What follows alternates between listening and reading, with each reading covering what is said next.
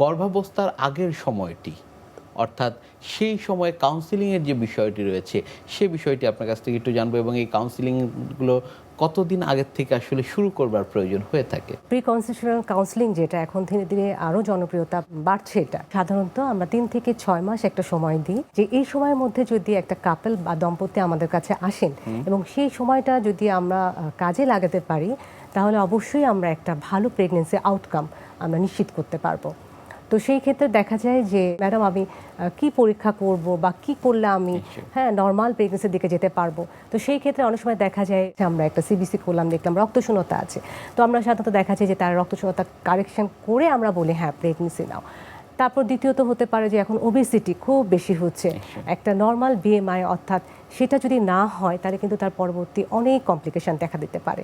তো সেই ক্ষেত্রে আমাদের পরামর্শ থাকে এবং বিভিন্ন মেডিকেশন, ডায়েট, এক্সারসাইজের মাধ্যমে আমরা অপটিমাইজেশন করে নিয়ে আসি, অর্থাৎ একটা স্বাভাবিক ওজন নিয়ে যখন মাটা তার প্রেগনেন্সিতে প্রবেশ করবে তখন অবশ্যই আউটকামটা ভালো হবে। এছাড়া দেখা যায় হয়তো সে আগে জানে না প্রেশার আছে, হয়তো আগে থেকেই তার ডায়াবেটিস আছে, আগে থেকেই থাইরয়েড আছে, প্রেশার আছে, তখন তার জিজ্ঞাসা থেকে ম্যাডাম আমি কখন তাহলে প্রেগনেন্সি নিতে পারবো। তো সেই ক্ষেত্রে আমরা তাকে ডায়াবেটিসের ওষুধটা হয়তো একটু মডিফাই করলাম, প্রেশার ওষুধটা চেঞ্জ করে দিলাম, এবং থাইরয়েডটা মিনিমাম নর্মাল, যেটা আমাদের নর্মালি স্বাভাবিকই মানুষের চেয়ে প্রেগনেন্সিতে কিন্তু আমরা একটু কমিয়ে আনি।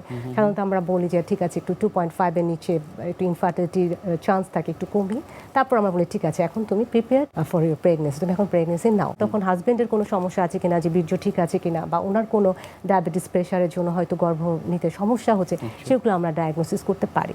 আরেকটা হতে পারে যে দেখা গেল তার আগের বাচ্চার কোনো জন্মগত ত্রুটি আছে, সেই উৎকণ্ঠায় ভোগে যে আমার এই প্রেগনেন্সিটা কী হবে, এবং সে কিন্তু আসে আমাদের কাছে।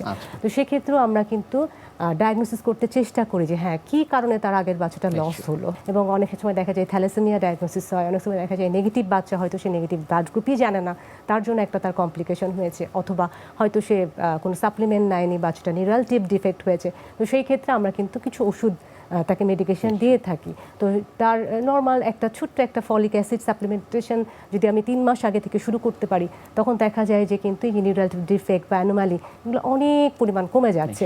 তো সেই ক্ষেত্রেও আমি হেল্প করলাম। এই ক্ষেত্রে আমি বলবো আপনারা সবাই অন্তত 3 থেকে 6 মাস আগে আসুন, এবং প্রি কনসেপশনাল কাউন্সিলিং যেটা, সেটা অবশ্যই আপনি অ্যাচিভ করুন, এবং তার ফলে কিন্তু আপনি একটা সুস্থ মা এবং শিশু উপহার দিতে পারবেন। গর্ভাবস্থায় একজন মা কি কি ক্ষতিকর সম্ভাবনার সম্মুখীন হতে পারেন? আমরা যে প্রেগনেন্সির পুরো জার্নিটাকে আমরা 9 মাসটাকে আসলে ভাগ ভাগ করে 3 মাস করে আসলে রাখি। তো প্রথম 3 মাস আমাদের ফার্স্ট ট্রাইমেস্টার, দ্বিতীয় 3 মাস সেকেন্ড, এবং তৃতীয় 3 মাস থার্ড ট্রাইমেস্টার নামে পরিচিত। প্রতিটা গর্ভাবস্থায় প্রথম 3 মাস কিন্তু আলাদা আলাদা সমস্যায় মা পড়ে। তো কিছু সমস্যা আছে যেটা স্বাভাবিক, আর কিছুগুলো হচ্ছে যেগুলো একটু আমাদের মেডিকেশন বা আমাদের ইন্টারভেনশনের প্রয়োজন হয়। তো প্রথম 3 মাস আসলে একটা নারী যখন আসেন তখন তিনি যে সবচেয়ে বেশি যে সমস্যাটা হয় যে বমি হতে থাকে, অথবা অনেক দুর্বলতা থাকে, তো এইগুলো আসলে কিন্তু যে বা গাটা গরম হতে থাকে অনেক সময়, ওটা কিন্তু স্বাভাবিক। তো এটাও একটা কাউন্সিলিংয়ের ব্যাপার, তাকে আমরা বলি যে না এটা আপনার কিন্তু ভয় পাওয়ার কিছু নাই, বমিটা স্বাভাবিক, আপনার যে মাঝে মধ্যে গায়ে টেম্পারেচার আসবে এটা স্বাভাবিক, মাঝে মাঝে তলপেটে একটু ব্যথা হতে পারে, কারণ বাচ্চাটা জ্বরের ভেতরে বসে, সেক্ষেত্রে একটু ব্যথা হতে পারে, হালকা ব্লিডিং হতে পারে, এটাও স্বাভাবিক। এখন যদি বলেন ম্যাডাম অস্বাভাবিক কি, যদি এই সময় তীব্র ব্যথা হয় বা ব্লিডিং হচ্ছে তোমার, বা পানি ভেঙে যাচ্ছে, তো সেই ক্ষেত্রে কিন্তু অবশ্যই আমাদের শরণাপন্ন হতে হবে, কারণ এটা একটা অ্যাবর্শনের ঝুঁকি থাকে।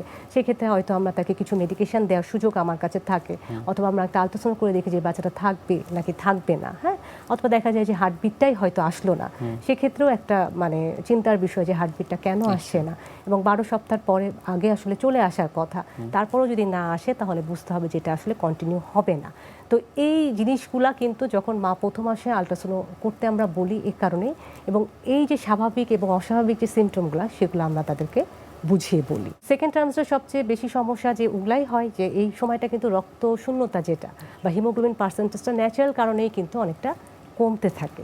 তো এইটা ওই সময় যখন আসে ম্যাডাম আমার হিমোগ্লোবিনটা হঠাৎ করে কমে যাচ্ছে কেন, তার একটা জিজ্ঞাসা থাকে। তো এটা কিন্তু কিছুটা স্বাভাবিক, যে না এই সময় তার ফিজিওলজিক্যাল কারণেই কিন্তু কিছুটা রক্তশূন্যতা হবে। তারপর তাকে আমাদের ওই সময়টা আসে সাপ্লিমেন্টেশন, হ্যাঁ, যে আমরা আয়রন সাপ্লিমেন্টেশন দিই, আমরা ক্যালসিয়াম সাপ্লিমেন্টেশন দিই, এবং এই সময় দেখা যায় পেশেন্ট প্রথমে এসে বলে যে ম্যাডাম আমার খুব পিঠ ব্যথা হচ্ছে, আমার পায়ে লেগ ক্র্যাম্পিং হচ্ছে। তো এটাও তাকে বুঝিয়ে বলতে হবে যে না, এটা কিন্তু একটা স্বাভাবিক ব্যাপার, এবং এটা হয় কিছু স্বাভাবিক আছে যে কিছু হিট দিল, ম্যাসাজ দিল, হ্যাঁ। আর 2 নাম্বার হচ্ছে যে তাকে কিছু মেডিকেশন, আমরা ক্যালসিয়াম সাপ্লিমেন্ট দিচ্ছি, আমরা ভিটামিন সাপ্লিমেন্ট দিচ্ছি, ম্যাগনেসিয়াম সাপ্লিমেন্ট দিচ্ছি। তো এগুলোর মাধ্যমেও কিন্তু সে অনেকটা ইমপ্রুভ করে। নিশ্চয়ই গর্ভকালীন সেবার এই বিষয়গুলো নিয়ে আপনার কাছ থেকে আমরা আরো শুনবো। তবে তার আগে আমাদের এই অনুষ্ঠানে একটি নিয়মিত সেগমেন্ট হচ্ছে বিভিন্ন খাদ্যের পুষ্টি গুণাগুণ সম্পর্কে আমাদের দর্শকদের জানিয়ে দেয়া। প্রিয় দর্শক, দেখছেন স্বাস্থ্য প্রতিদিন। কথা হচ্ছিল খুব গুরুত্বপূর্ণ একটি বিষয়, গর্ভকালীন সেবা নিয়ে। অনুষ্ঠানের পর্যায়ে দেখে নেব বিভিন্ন খাদ্যের পুষ্টি গুণাগুণ সম্পর্কে আমাদের পুষ্টিবিদের কাছ থেকে। আমাদের দেশের অনেক মেয়েরাই বিয়ের পরে বিভিন্ন রকম সমস্যার সম্মুখীন হয়। তার মধ্যে একটি অন্যতম বড় সমস্যা হলো মেয়েদের ফার্টিলিটি কমে যাওয়া, অর্থাৎ মেয়েরা কনসেপ্ট করতে চায় না। সেক্ষেত্রে অনেকগুলো বিষয় এখানে কাজ করে, যেমন মেয়েদের বয়স, ওজন এবং বিভিন্ন হরমোনাল সমস্যা। ফার্টিলিটি বৃদ্ধির জন্য অবশ্যই আপনাকে পুষ্টিকর খাবার প্রতিদিন খাদ্য তালিকায় রাখতে হবে, এবং সেই সাথে খেয়াল রাখতে হবে শরীরের অতিরিক্ত ওজন নিয়ন্ত্রণে রাখা। যদি আপনার শরীরের ওজন বেশি হয়ে যায়, সেক্ষেত্রে আপনাকে কম পরিমাণে খাবার গ্রহণ করতে হবে, কিন্তু সেই খাবারটা অবশ্যই সুষম এবং পুষ্টিকর হতে হবে।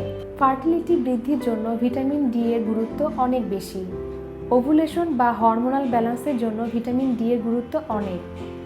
আমাদের দেশের মেয়েদের বেশিরভাগই দেখা যায় যে ভিটামিন ডি এর ডেফিসিয়েন্সি তৈরি হয়েছে।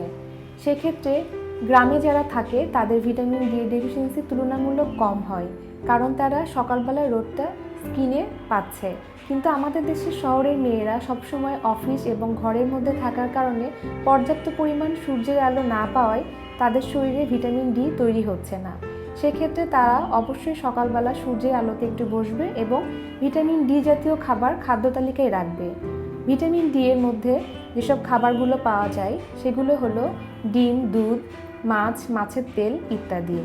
ভিটামিন ই স্পার্ম এবং এগের অবস্থাকে ভালো করে।